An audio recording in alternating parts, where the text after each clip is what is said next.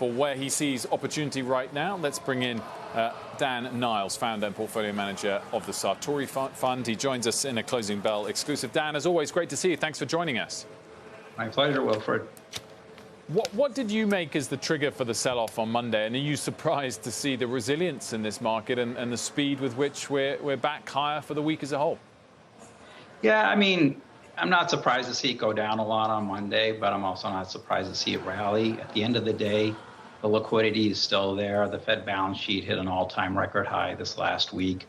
You know, the Fed balance sheet's up 20% year over year.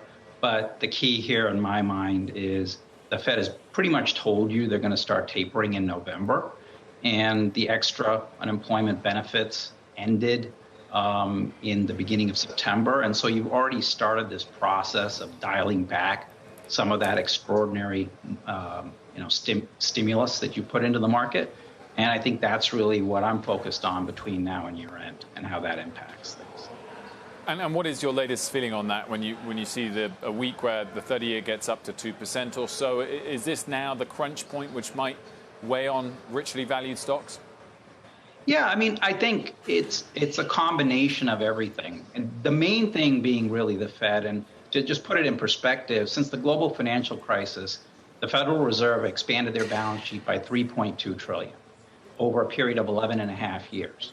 But when the pandemic started, they've expanded their balance sheet by $4.3 trillion in just a year and a half. So, you know, you look at the stock market last year, the pandemic started, it's up 16%. The pandemic's continuing this year, it's up 19%. Either you believe the pandemic's really good for the world, or it's something else driving it. That something else is stimulus. When that starts to get dialed back, you're going to have a big problem.